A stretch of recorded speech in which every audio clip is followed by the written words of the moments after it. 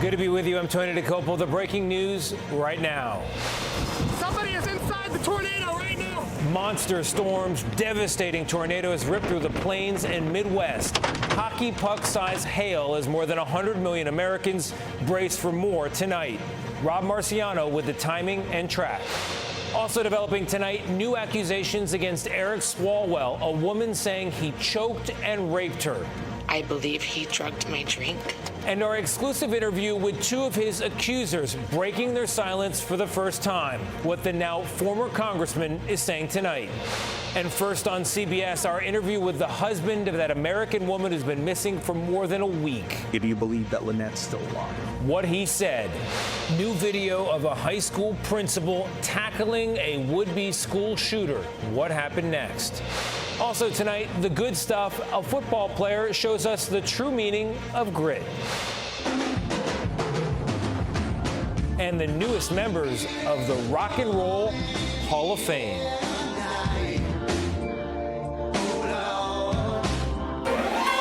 From CBS News headquarters in New York, this is the CBS Evening News with Tony DeCopo. And good evening. We begin tonight with the major storm sweeping the U.S., putting more than a third of Americans at this hour under some sort of severe weather threat. And to get a sense of the power of these storms, just take a look at this purple sky last night over Lawrence, Kansas. That's a supercell lighting up a spring night, with tornadoes touching down in some areas and large hail landing on others. Here's CBS News meteorologist Rob Marciano with more on the damage and what's to come. Tornadoes ripped across the Midwest, with menacing dark clouds turning day into night in Kansas and Minnesota Monday. Somebody is inside the tornado right now. Severe thunderstorms spawned at least 5 confirmed tornadoes, according to the National Weather Service. This one sweeping across Ottawa, Kansas, tearing off rooftops and leveling a line of power lines. Some areas in Minnesota were pelted with damaging hail. We look outside, and next minute we know, we just see funnel clouds coming towards Hillsdale. The small town of Hillsdale, Kansas, took a big hit. Dottie Edmonds is helping her daughter clean up what's left of her home. I don't think we've ever seen this much devastation come through this small a community. And Michigan couldn't escape the wild weather either. In Escada, water engulfing neighborhoods, swamping homes after melting snow and 3 inches of heavy rain caused rivers to overflow. The entire state still under a flood watch tonight. And not just flood watches, we have several severe weather watches up right now, so let's get right to it. It does include parts of the interior Northeast, upstate New York, recording a wind gust of over 60 miles an hour in Glens Falls, so that's under the gun. And then we've got Indianapolis as well, and that big tornado watch from just north of Chicago through Milwaukee back through Des Moines. That's in effect till 10 o'clock local tonight, and that is where things are popping right now, so keep an eye to the sky to there. Also, Wichita down through Oklahoma City. We're looking at thunderstorms that could produce some action. A level 3 of 5 in those areas through the overnight with giant hail and damaging winds, even if you don't get the strong tornadoes. Of course, this is being fed by the heat. Look at some of these numbers for potential records tomorrow in D.C. My goodness, up and over 90 in the next 2 days. It's cooler, but still record temperatures in Atlanta into the mid to upper 80s, into the 80s here in New York City as well. Meanwhile, in the Pacific, the American territory of Guam getting lashed by the equivalent of a Category 4 hurricane. This is a typhoon right now, and that will be moving off, but they're getting some damaging winds there. A reminder with this warmth in the east that here, hurricane season is right around the corner. Tony? Sure is, Rob. Thank you very much. We turn to Washington now, where it's official. 2 members of Congress have resigned after separate allegations of sexual misconduct. Texas Republican Tony Gonzalez has admitted to a relationship with a former aide. But California Democrat Eric Swalwell has denied everything but what he calls mistakes in judgment. Our Nancy Cordes spoke with 2 of his accusers. The reception that we've gotten has been amazing. Annika Albrecht says she never expected one social media video might lead to this. Eric Swalwell dropping his bid for governor and resigning from Congress, all in the span of 48 hours. I'm terrified to speak out, which is why it's taken me so long. You thought you'd get blacklisted from Democratic jobs? Absolutely. Albrecht met Swalwell on a college trip to D.C. 7 years ago. She claims his offers to mentor her quickly turned suggestive. He invited me to a hotel to meet him. It was very clear what the connotation was. Ali Samarco claims Swalwell sent her similar messages and a lewd photo 5 years ago. Why do you think someone so ambitious would do something this reckless repeatedly? He thought he was untouchable. He acted with total impunity. He never thought that the consequences of his actions would follow him. The two had never met until 2 weeks ago, when Albrecht urged her close friend Cheyenne Hunt, a Democratic social media creator, to post a video about Swalwell. You know Eric Swalwell has slept with many of his interns. It triggered a wave of messages. One of the first ones who reached out to me disclosed to me that it was a full-on assault. Another woman accused him of rape just today. I believe he drugged my drink.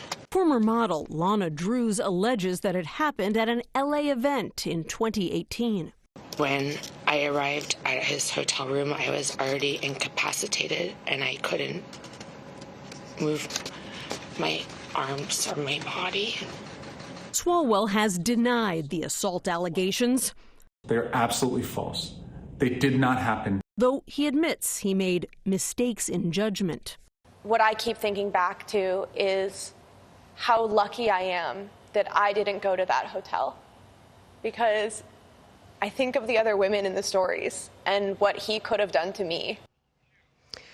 The Manhattan DA's office has confirmed that they are investigating another allegation of sexual assault at a hotel in New York. Late this afternoon, Swalwell's lawyers accused these women of being part of a political hit job. But the ones we spoke to said their only goal here was to stop this from happening again. Tony. Nancy Cordes for us. Nancy, thank you very much. U.S. stocks were up again today, with investors apparently feeling good about the chances of a peace agreement between the U.S. and Iran. President Trump suggested today that face-to-face talks could resume within days. Here's senior White House correspondent Weijia Zhang. As Israel and Hezbollah in Lebanon continue to trade deadly strikes, Secretary of State Marco Rubio hosted diplomats from both countries today to discuss a framework for peace. This is a process, not an event. This is more than just one day. This will take time, but we believe it is worth this endeavor. It's the first senior-level meeting between the two countries in over 3 decades and comes amid a ceasefire in the U.S.-Israeli war with Iran. So far, the U.S. and Iran have not reached an agreement for a permanent end to the conflict. In a new interview, President Trump said a second round of direct talks could be happening over the next 2 days. Meanwhile, Trump is applying economic pressure on Tehran with a naval blockade in the Strait of Hormuz. The Pentagon says no ships from Iranian ports have passed through, and at least 6 vessels turned around on orders from U.S. forces. Restrictions in the strait are keeping gas prices high, an average of $4.11 today. Energy Secretary Chris Wright. We're going to see energy prices, high and maybe even rising until we get the ships, meaningful ship traffic through the Straits of Hormuz. The IMF warns if energy disruptions drag into next year, the global economy would come close to experiencing a recession and face crippling inflation. As the strait remains blocked, France and the UK are leading a European effort to reopen it as soon as the war ends. But French President Emmanuel Macron said the mission would not include the U.S., Israel, or Iran. Tony? Weijia Zhang at the White House. Weijia, thank you very much. More now on what the war means for your gas prices from someone at Chevron who helps determine those prices. CBS News national correspondent Lilia Luciano traveled to Chevron's largest oil refinery on the Mississippi coast and spoke to Andy Walls, a president of the company, about what you at home can do to avoid high prices at the gas pump. Here's what he said. People should try to drive less. They should try to conserve energy. Is there any way to prioritize American consumers? Is there any way of lowering their prices, of helping American consumers before supplying global markets? I don't think there's a silver bullet. We have crude here that's closer to us that we're all processing and using. That's helping Americans buffer their price. If this goes on for an extended period of time, it's probably going to get tougher. America has relied on reliable oil for a long time. How is that at risk right now? There's countries in Asia and other parts of the world that rely heavily on Middle East crude. They can't make the products people need, and they're starting to run out. And that is a real problem. You can see more of that interview tomorrow on CBS Mornings. But right now we go to Texas and a major legal battle over the future of Camp Mystic, where 27 campers and counselors died in floods last summer. Now the family of the only victim still missing wants the camp closed after a camp director admitted to sleeping through a flood warning that might have saved lives. Here's CBS News correspondent Jason Allen. One of the directors of Camp Mystic was overcome with emotion during courtroom testimony. You failed her, did you not, Mr. Eastland? I wish we had more information. All the information was there for your entire family to see and utilize if y'all had just stayed awake and looked. Families of some of the 27 campers and counselors who died in the 4th of July flash flooding last year were in tears. Searching for their child, right? Yes, sir. As Edward Eastland described sleeping through overnight flood warnings. Did you want a trooper to come knock on your door and tell you to do your job? No, sir. What should the state have done? Should they have showed up and said, wake up, go save these kids? I think it should have been a more urgent alert.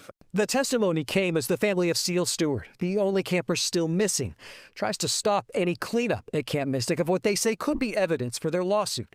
Mystic is getting ready to reopen this summer at a campus next door on higher ground than where the deadly flooding happened. You have taken deposits from the parents of over 800 children to come back in 6 weeks, correct? Yes, we have.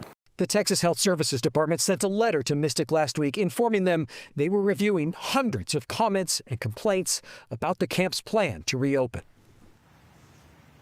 State legislators have their own investigative committee looking into everything that happened right now. In this hearing, another day of testimony is expected, Tony, before a judge decides if the owners of Camp Mystic can continue working on their property or not. We'll be watching it, Jason. Thank you very much. Now to a growing mystery, the death of a lifestyle influencer, Ashley Robinson, better known online as Ashley Janae. Just days after popping the question overseas, her fiancé is now being held in Zanzibar by investigators trying to figure out what happened. CBS Weekend News anchor Jerika Duncan spoke with the family and has new details. Jerika.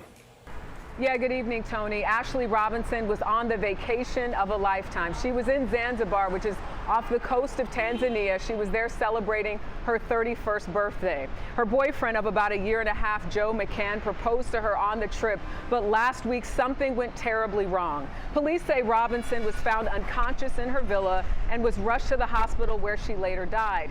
Now, her parents tell me they received a call from McCann, the boyfriend, acknowledging that something had happened.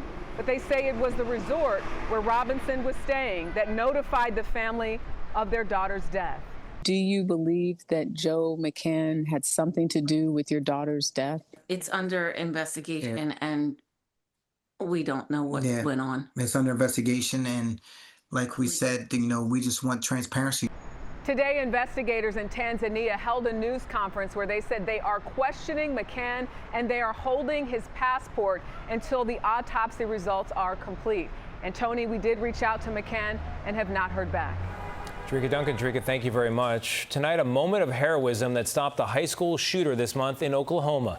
Seconds after the gunman enters the lobby of Pauls Valley High School, the principal runs and, despite taking a bullet in the leg, tackles the shooter. You see it there. Thanks to that principal, Kirk Moore, no one else in the school was hurt. Moore is doing okay. We're told the gunman is facing 5 charges, including shooting with intent to kill.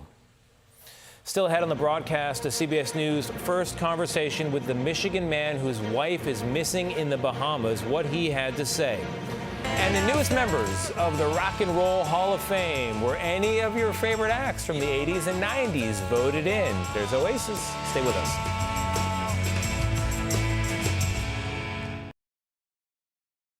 Tonight, first on CBS, an interview with the man who says his wife fell overboard more than a week ago in the Bahamas. Brian Hooker, who was released from police custody just last night, spoke to CBS News correspondent Christian Benavides.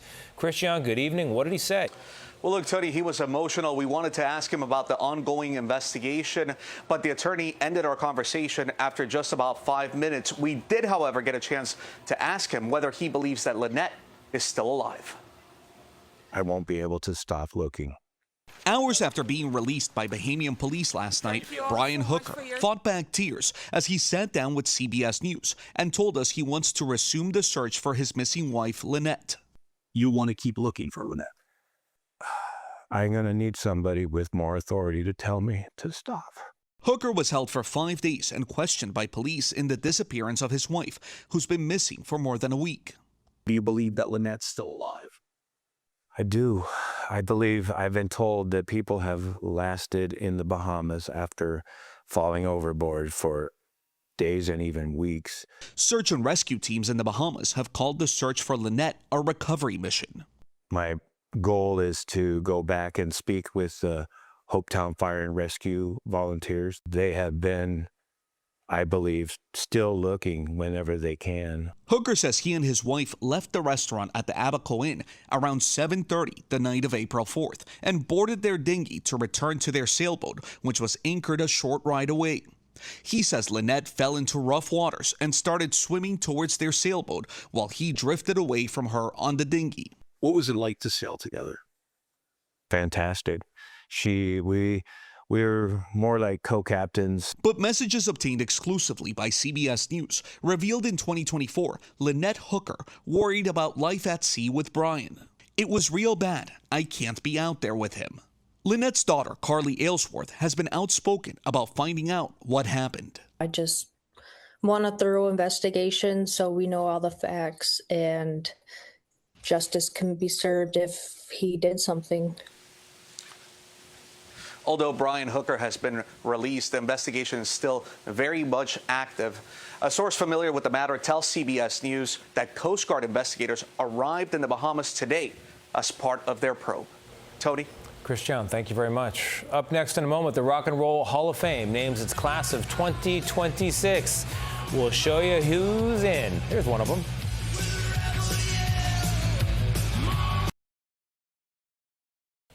We've got a new view tonight of the moment Navy divers popped the hatch and gave the crew of Artemis II their first taste of Earth in 10 days. Smart of them to keep the key on a yellow floaty there. Medics went in first. A lot of cheers, a lot of fist bumps as well.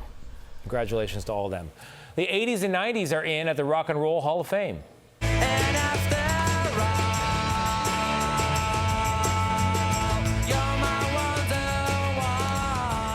The band Oasis, one of 8 performers voted in on Monday. Wu-Tang Clan got in as well, plus some of the biggest artists from the 80s, including Billy Idol and Phil Collins. Among the biggest snubs, pop star Mariah Carey.